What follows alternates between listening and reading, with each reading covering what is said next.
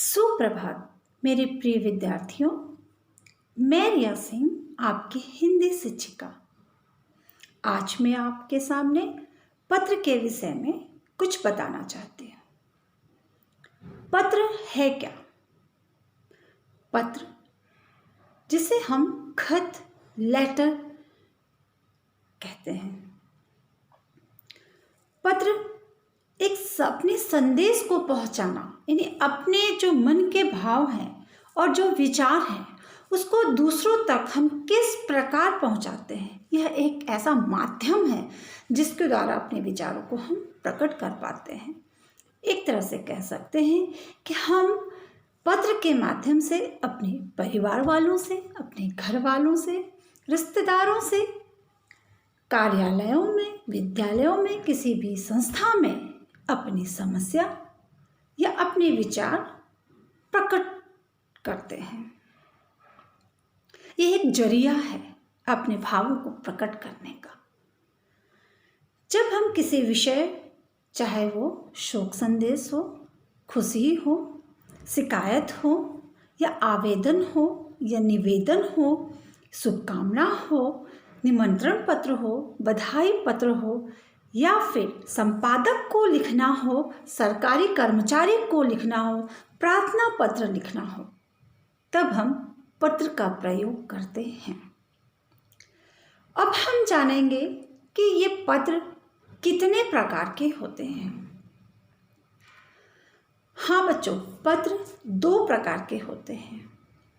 पहला पत्र, जिसे हम औपचारिक पत्र कहते हैं, अर्थात जिससे हमारा कोई निजी संबंध नहीं होता, जिनसे हमें केवल अपने काम की बात करनी होती है।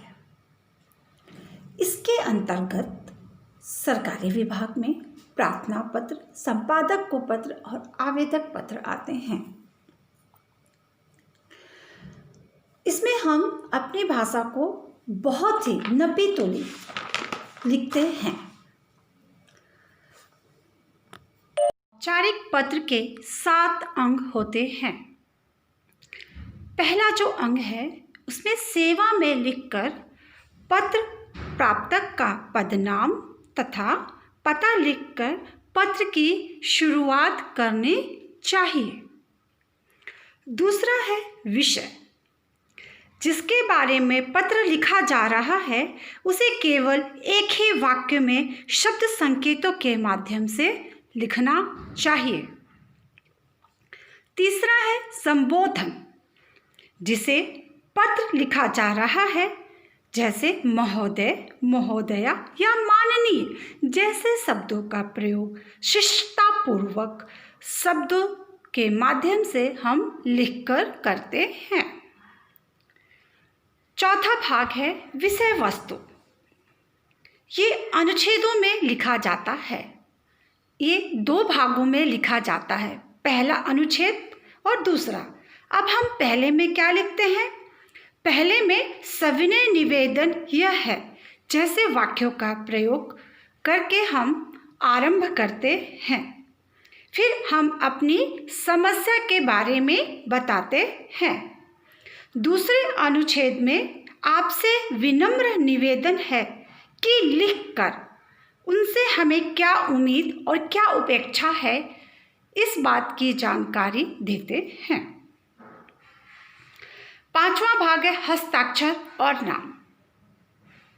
जी हाँ बच्चों, धन्यवाद देते हुए हमेशा कष्ट के लिए क्षमा जैसे शब्दों का प्रयोग करना चाहिए और अंत में हमेशा भवदीय, भवदीया या प्रार्थी लिखकर हस्ताक्षर करना चाहिए। इसके बाद भेजने वाले का पता, अर्थात प्रेषक का पता।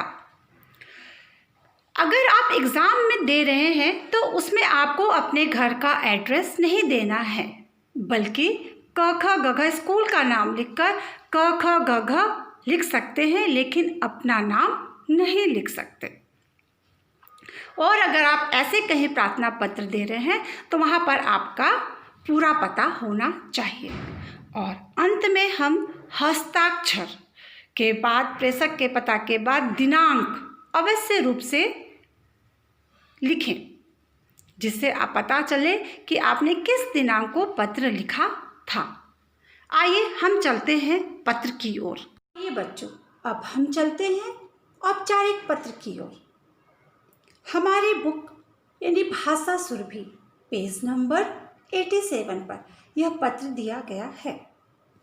पत्र में हम विषय सबसे ऊपर लिखेंगे, जो कि लाल रंग से लिखी गई है। सब लोग अपनी पुस्तक ओपन करेंगे, खोल लेंगे।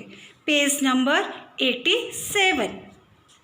सेवा में प्रधानाचार्य Saint Montfort school, Patel Nagar, Bhopal. महोदय, सविनय निवेदन है कि कल दिनांक 26 को मेरी बहन का शुभ विवाह है।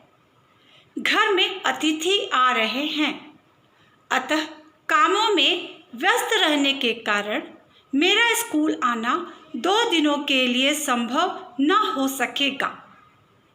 आपसे विनम्र प्रार्थना है कि मुझे दिनांक 26/8/2020 से 27/8/2020 तक 2 दिन का अवकाश प्रदान कर कृतार्थ करें। आपकी अति कृपा होगी।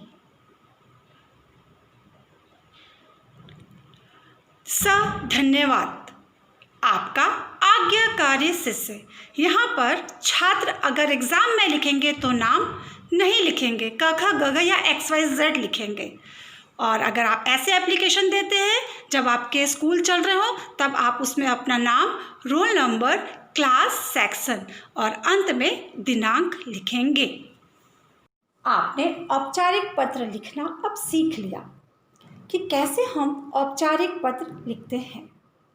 या आप बीमार पड़े, या घर में कोई बाहर जाता है, या आपके यहाँ शादी है, तो आप किस प्रकार अपने प्रधानाचार्य जी को पत्र लिखकर सूचना देंगे और छुट्टी लेंगे।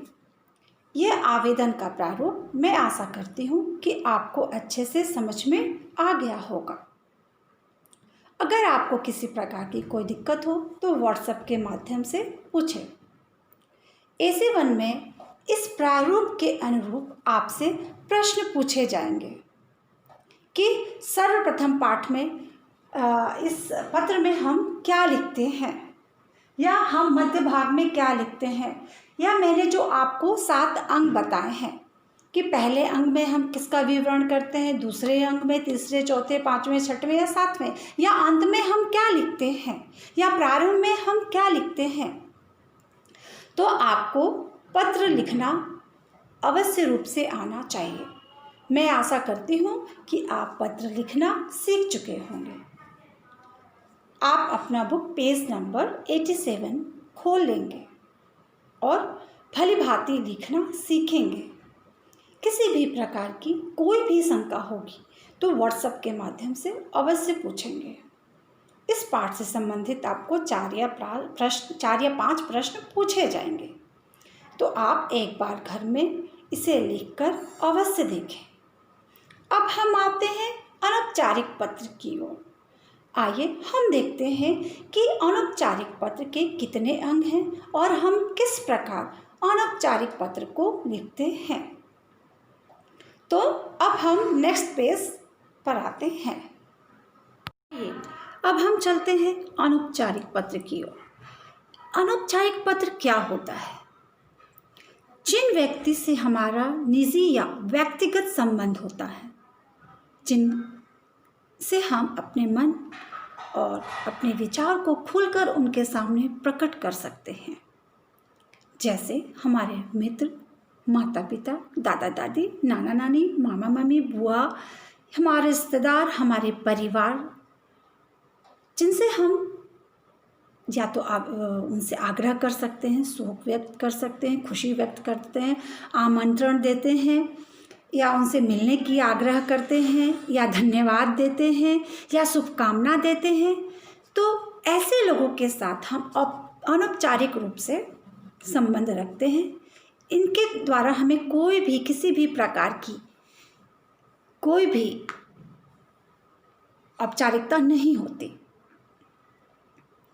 हम अपने बात को खुलकर उनके सामने रखते हैं। तो इसके भी कुछ मुख्य अंग हैं। अब हम चलते हैं कि इनके मुख्य अंग कौन कौन से हैं। तो अब हम अनौपचारिक पत्र के अंग की ओर चलते हैं। जो हम चलते हैं अनौपचारिक पत्र के 8 अंक की ओर। सर्वप्रथम हम पत्र भेजने वाले का लघु पता लिखते हैं। अगर आप परीक्षा में लिख रहे हैं तो आप अपने घर का पता न लिखकर अपने विद्यालय का नाम या केंद्र का नाम लिख सकते हैं। तत्पश्चात दिनांक, जिस दिनांक को आप अनौपचारिक पत्र लिख रहे हैं उस दिन की डेट आप वहाँ पर मेंशन करेंगे या अंकित करेंगे। तीसरा नंबर है संबोधन, अर्थात जिस व्यक्ति को आप पत्र लिख रहे हैं उससे संबंधित अपने संबंध को अंकित करेंगे। अर्थात वो अगर बड़े हैं तो आदर सूचक वाक्य जैसे प्रणाम, आदरणीय, और छोटे हैं तो उन्हें स्नेह या प्रिय लिखकर संबोधन करेंगे। चौथा नंबर है अभिवादन।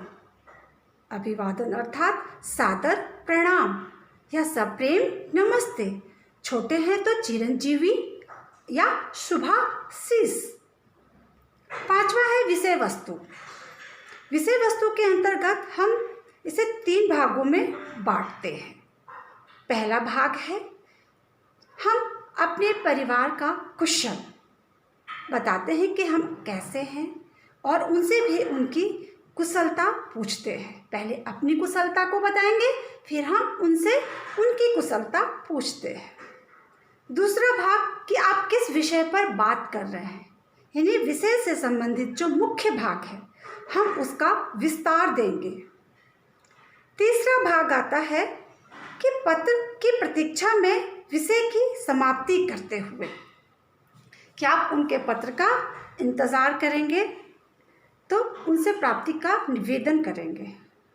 और सातवां है पत्र पाने वाले से संबंध, आपका उनसे क्या संबंध है आप वो उसमें बताएंगे। और अंत में पत्र लिखने वाले का पता, अर्थात आपका स्वयं का पता, जिसे आप अंत में लिखेंगे। आप अपनी पेज नंबर 88 अब ओपन कर लेंगे, जिसमें आपका है पत्र क्रमांक 3। अपने मित्र या अपनी सखी को पत्र लिखकर ग्रीष्मावकाश अपने साथ बिताने का आमंत्रण दीजिए। अब हम इस पत्र को लिखेंगे, आइए मेरे साथ। जो देखिए यह आपकी पेज नंबर 88 में दिया गया है। इस पत्र का विषय है अपने मित्र अपनी सखी को पत्र लिखकर ग्रीष्मावकाश अपने साथ बिताने का आमंत्रण दीजिए। सर्वप्रथम हमें यहाँ पर पता लिखा है। जब हम किसी भी एग्ज़ाम में बैठते हैं तो हमें अपना पता नहीं लिखना होता, इसलिए मैंने उस पते की जगह पर अपने विद्यालय का पता लिखा है। तो आप भी अपनी कॉपी में विद्यालय का पता ही लिखेंगे। इसके बाद जो विद्यालय का एड्रेस अर्थात पता कहाँ पर स्थित है वो अंकित करेंगे। फिर जिस तारीख को हम पत्र लिख रहे हैं वह डेट या दिनांक अंकित करेंगे। फिर प्रिय सखी चित्रिषा, अर्थात उसकी सखी का नाम क्या है, चित्रिषा। चित्रिषा की जगह पर अगर बॉयज़ होंगे तो अपने मित्र या दोस्त का नाम, और गर्ल्स होंगी तो अपनी सखी या सहेली का नाम लिखेंगे। इसके बाद अभिवादन अर्थात सादर नमस्ते। आशा, इसके बाद हम कहाँ शुरुआत करेंगे, विषय वस्तु पर आएंगे। आशा है कि तुम पूर्ण रूप से स्वस्थ और प्रसन्नचित्त होंगी। अगले सप्ताह से ग्रीष्मावकाश होने वाला है। यह अवकाश लगभग 5 सप्ताह का होगा। मैं चाहती हूँ कि इस बार कम से कम 2 सप्ताह का ग्रीष्म अवकाश दोनों साथ साथ बिताएं। अगले सप्ताह से साहित्य कला परिषद एक नाट्य कार्यशाला का आयोजन कर रही है। मैं इसमें भाग लेने की इच्छुक हूँ। मैं चाहती हूँ कि तुम भी इसमें भाग लो। हम दोनों साथ साथ चले करेंगी। यहाँ का अनुभव बहुत अच्छा रहेगा। सायकाल इंडिया गेट तथा अन्य स्थलों पर भ्रमण के लिए चला करेंगे। इस प्रकार यह ग्रीष्मावकाश यादगार बन जाएगा। मैं आशा करती हूँ कि तुम्हारी स्वीकृति का पत्र मुझे 2-3 दिनों में मिल जाएगा। शेष कुशल, तुम्हारी अभिन्न सखी यामिनी। तो देखा बच्चों कि इस पत्र के माध्यम से एक बालिका ने अपनी सखी को पत्र लिखा है कि वह उसके साथ ग्रीष्मावकाश व्यतीत करे। गर्मी की छुट्टी में हम कहीं ना कहीं घूमने अवश्य जाते हैं। कोई मनाली, कुल्लू ठंडे प्रदेशों में, कोई दुबई, कोई इंग्लैंड, कोई अफ्रीका, जिसकी जो पसंद का स्थल है। या फिर ग्रीष्मावकाश में हम क्या करते हैं, ग्रीष्मावकाश अर्थात ग्रीष्म की छुट्टी, तो इन छुट्टियों का हम सही यूटिलाइज करते हैं। किस प्रकार? संगीत सीख के, डांस सीख के, कला के माध्यम से, पेंटिंग करके, या जिसकी जो हॉबी है, कोई स्केटिंग करता है, कोई खेलने में एक्सपर्ट है। तो इस ग्रीष्मावकाश की छुट्टी में लोग चाहते हैं कि हम कैसे समय का सदुपयोग करें। या तो अपने दोस्तों के साथ बिताए, या परिवार के साथ बिताए, या कहीं घूमने जाए। तो हमारे इस पाठ में जो चित्रिसा है, यह ग्रीष्मावकाश में अपनी सखी को ही बुला रही है। कहती है कि मेरे साथ आओ और हम लोग ग्रीष्मावकाश में एक साथ नाट्य जो रूपांतरण है वो एक साथ करेंगे, और साथ ही चला करेंगे, और साथ ही इंडिया गेट घूमेंगे। तो वो अपने जो ग्रीष्मावकाश है अपनी सखी के साथ बिताना चाहती है। आप भी कहीं ना कहीं किसी के साथ बिताते हैं या बिताते होंगे। तो मैं आशा करती हूँ कि आपको यह पत्र अच्छे से समझ में आ गया होगा। आप अपनी कॉपी में लिखकर इसे अभ्यास करेंगे और जो भी त्रुटियां हों उसे सुधार कर पुनः लिखेंगे। इस पाठ से संबंधित ऐसे 1 में वस्तुनिष्ठ प्रश्न आएंगे, जैसा मैंने अंगों के माध्यम से आपको समझाया था। तो हर एक अंग में हम क्या लिखते हैं, किस प्रकार लिखते हैं, ये सब चीज़ें आपको आनी चाहिए। एक पत्र लिखकर आप भी हमें भेजिएगा व्हाट्सएप के माध्यम से कि अगर आपको 2 दिन की छुट्टी चाहिए तो आप कैसे अपने प्रधानाध्यापक को पत्र लिखकर छुट्टी मांगेंगे, या आप गर्मी की छुट्टियों में कहीं घूमने जाना चाहते हैं तो इस पर आप कैसे अपनी दादी को पत्र लिख सकते हैं, पापा को पत्र लिख सकते हैं, नाना को, बुआ को, या किसी भी अपने रिश्तेदार को लिख सकते हैं। लेकिन परीक्षा की तैयारी के हिसाब से आप जो मैंने अभी लिखाया आप उसी की तैयारी करेंगे। जो भी कठिनाइयाँ होगी आप व्हाट्सएप के माध्यम से अवश्य पूछेंगे। अब आप वस्तुनिष्ठ प्रश्नों के लिए तैयार रहिए, क्योंकि इसी के माध्यम से हम कहाँ पर क्या लिखेंगे आपसे प्रश्न पूछा जाएगा। ठीक है, तो अब मैं अपनी वाणी को यहीं पर विराम देती हूँ। धन्यवाद। आपका दिन शुभ हो।